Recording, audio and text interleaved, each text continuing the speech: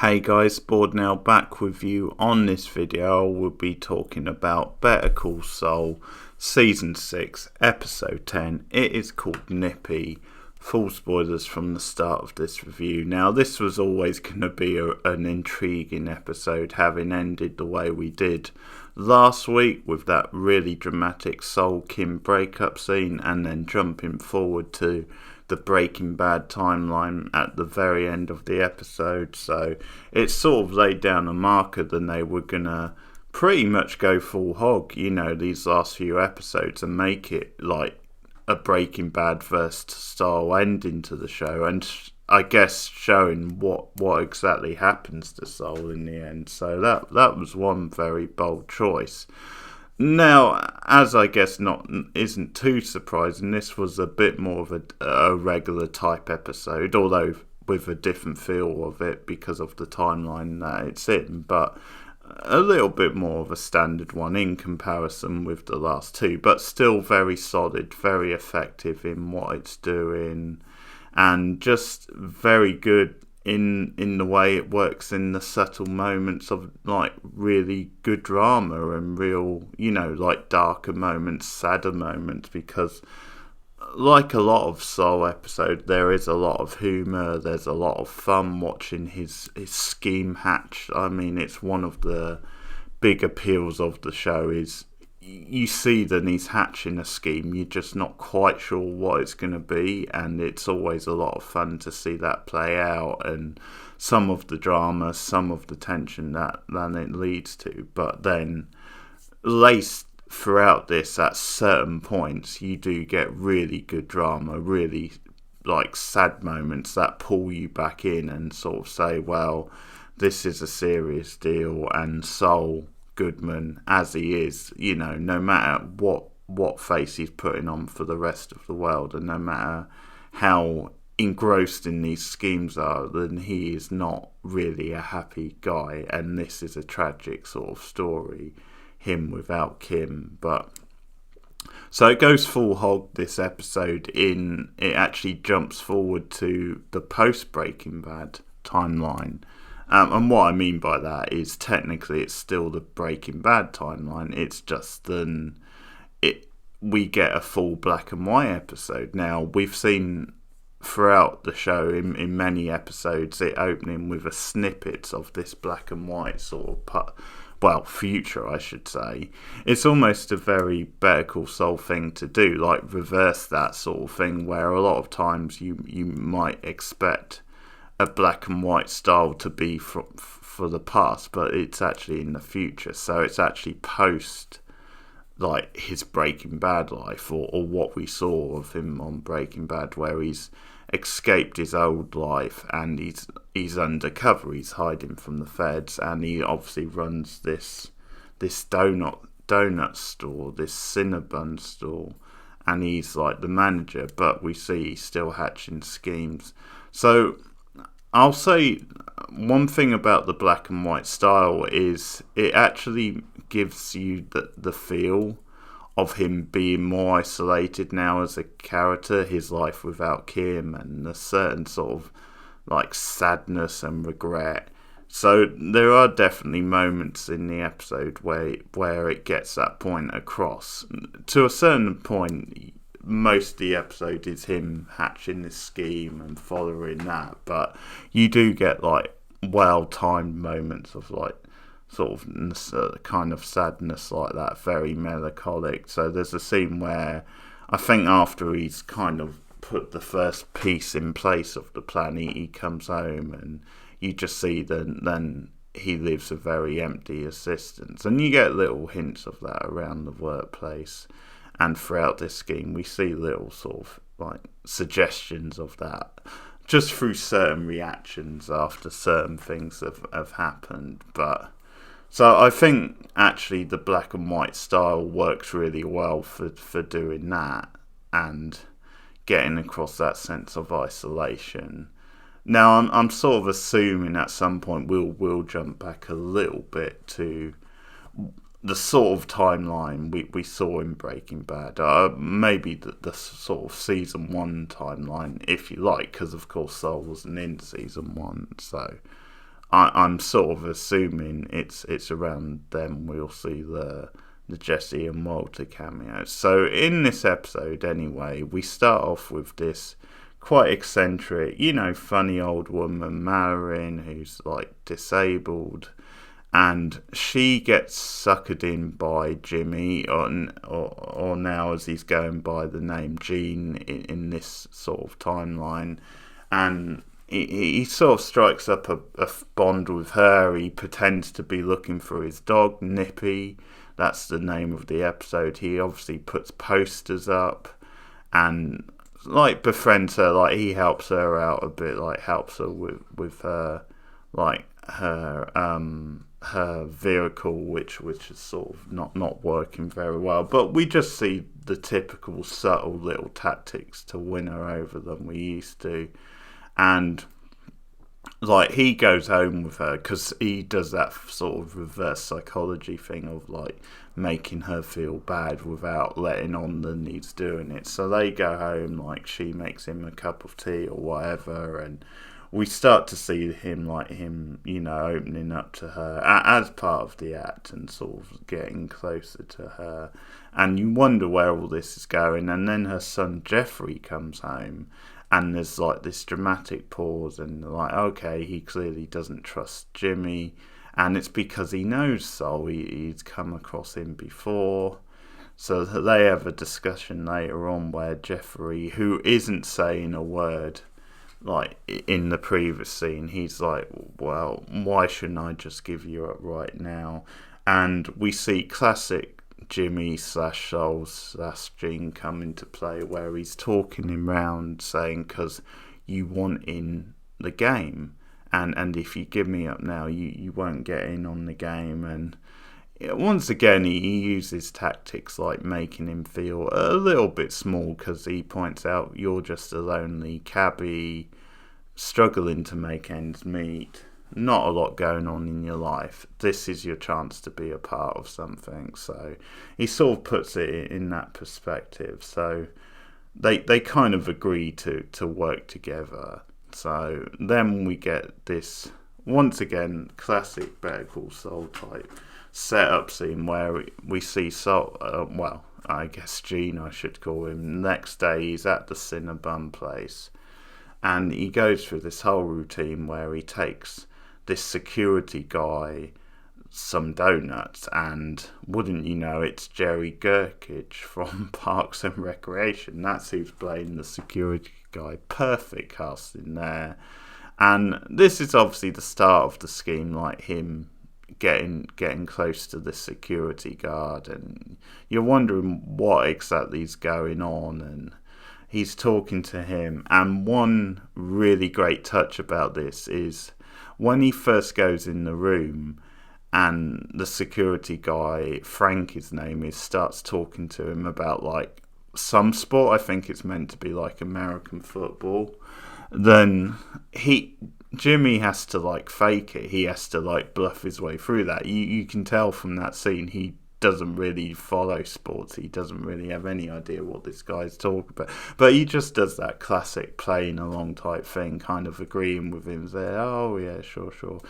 But what's clever about that is later on, because as they repeat this sequence later on, it's obvious that he's been looking up stuff. He's been looking up on like this sporting team. So it means the sort of, the acting, the playing, the part role bit of it is more effective later on. So that's just one like nice little touch this episode has. But again, it does balance dramatic stuff with the humour really well, because it's actually a little uneasy watching him, deliver like these buns to this guy who's clearly already overweight and sort of getting a bit too seduced into all this. But what we find out later on is, and you get like slow takes with Jimmy sort of watching him eat, and once again great acting from Modica, because you can tell, although he's doing this and he wants to get this guy on side and it's part of the scheme,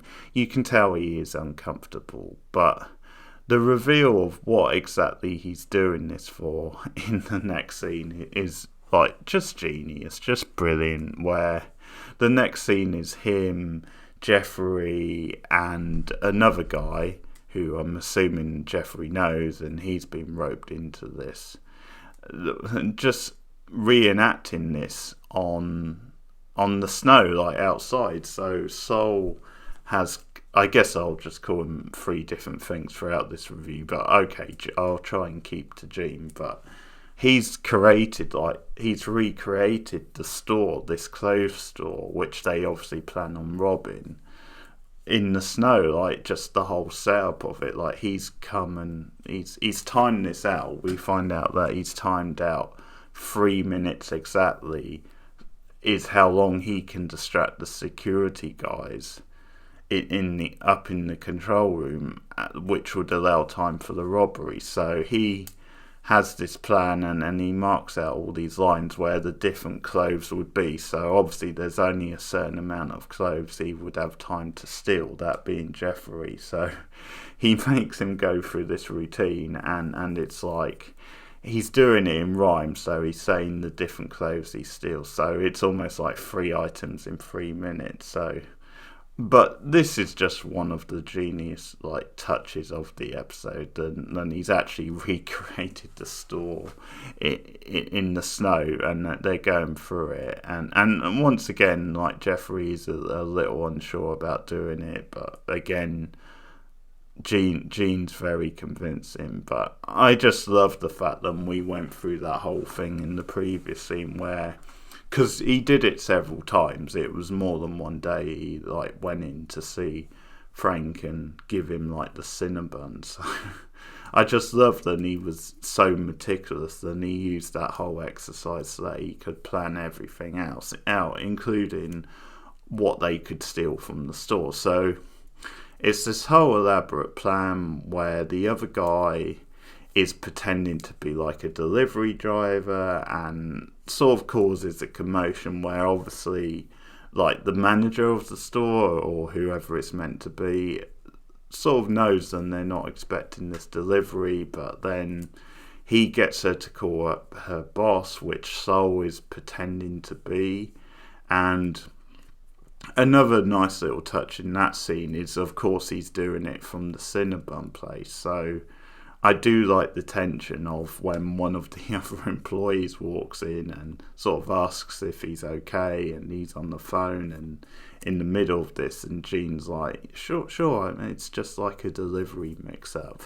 So it's quite clever, because it is obviously, as far as his story goes, a delivery mix. But I just like you have little moments of tension like that worked in where something could potentially go wrong, and he just has to keep cool and, you know, keep playing along. So they do this whole thing where he comes up with this elaborate story of how shitty it could be for this guy, because his next delivery is like to an airport, and it's all this mackerel, and how this really throws him out if he doesn't make this delivery.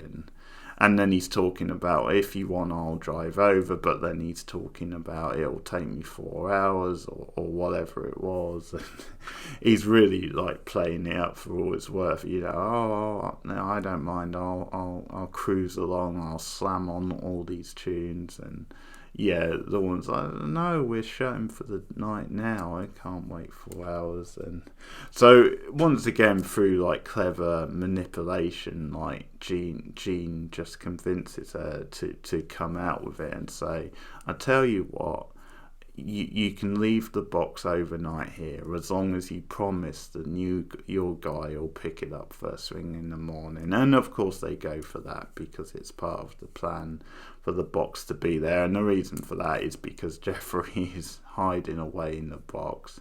And then you get the whole thing where he's obviously now in the store, and he can do his whole thing. But then you get the best part of the episode, and the best part of the episode is as he's doing all this, and Gene, as I'll call him, is distracting Frank and the security people. things are going well, and he's counting out the rhyme, but then there's a point where he's got the clothes he's there to get, and he tries to escape, and he slips over, and this is really tense. I mean, this is actually a scene which does get very dark at times for two reasons. One, because it looks pretty tense whether this guy is... I mean, I guess in the end it's just that he's knocked himself out and it takes him a bit of recovery. But for a while I wondered if he actually killed himself, and if this was going to be a tragic sort of twist where this guy had actually killed himself doing this thing for Saul. But yeah, it's a great bit of acting again from Odenkirk, because he's watching him on the screen, and at the same time he's like keeping up his act with Frank.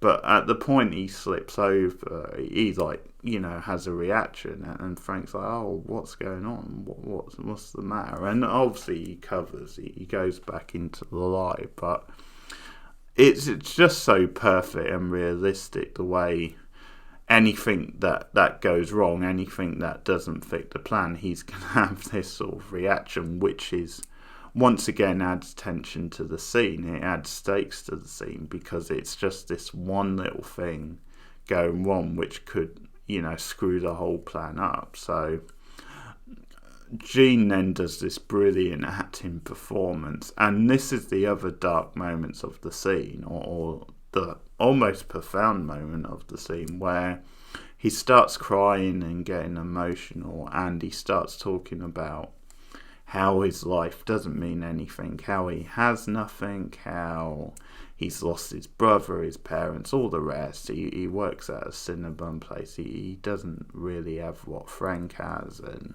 it's this great emotional speech, which obviously is buying time for Jeffrey to recover and get out of there.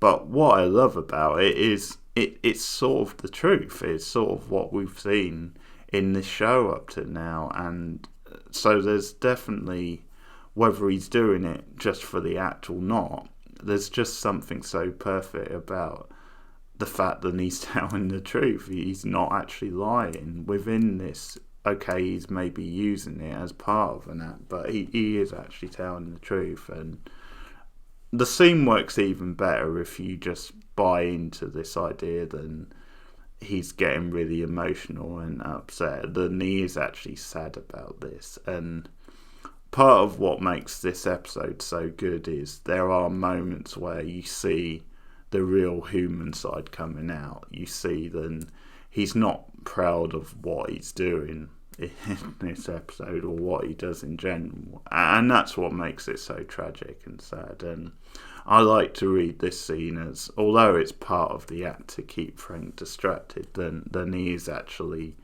being legit about it type thing. And there's this great tension of, because Jeffrey's still down and Gene keeps the act up, and eventually Jeffrey gets up and recovers, and he like escapes and gives, passes the clothes through to the other guy. And of course Jeffrey then has to stay there the night for the rest of the night, and he has to like casually stroll in the next morning, like into the shop, and leave and stuff, and just make it seem natural and just blend in when the customers are in there and stuff. But there's one other touch, because that was tense stuff, but one other touch is later on when they're looking at the clothes, and obviously they're going to sell them on. And Gene / Saul really goes to places now, because he puts it all on the line. He makes it clear that this is it, we're not working together again. But he also says, I've got this on you now. If you try and go to the police, or if you get too greedy, then that's it. I can, include you in all this. If I go down, you go down. And he points out that you've got a van which was driven from a different state, so that makes the rap even more. So that's another clever little touch. Then he actually did that intentionally, as part of his insurance policy. So he's got that on Jeffrey and the other guy, and because it's sort of a way for him to break the mood in a way, to like cut Jeffrey down to size, because Jeffrey and I forget the other guy's name, but they're getting really excited. Oh my god, we can make loads of this. This could be a start of something. And another way to read the scene, although he is being kind of a shithead in it, and you know, another way to read it is then it's almost like this is his way of making sure then they get out of it now. Then it's sort of one scheme.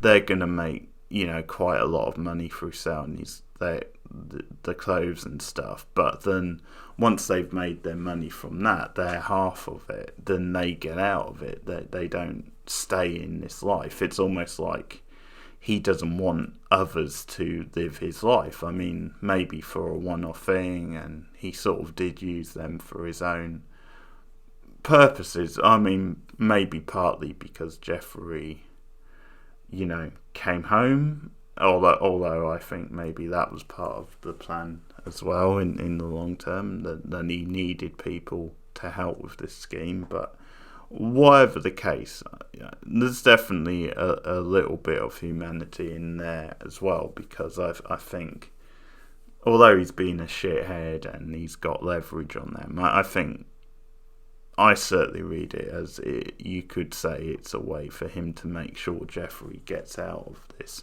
and doesn't end up like Saul, doesn't end up making this his life. So, because there's another sad sort of thing, because they've been working out of the basement, out of Jeffrey's mum's basement, and so he comes back up and starts talking to Marion, and there's just this sad moment where she says, he's landed on his feet finding you, you know, his luck has changed, because before he got in with the wrong crowd, and his life was not going very well. So there's just this sad moment again where obviously like Saul has to listen to this and the opposite is true type thing. So they really get the drama and the sadder moments so well into this episode, which is quite an entertaining episode, and once again intriguing and fun to watch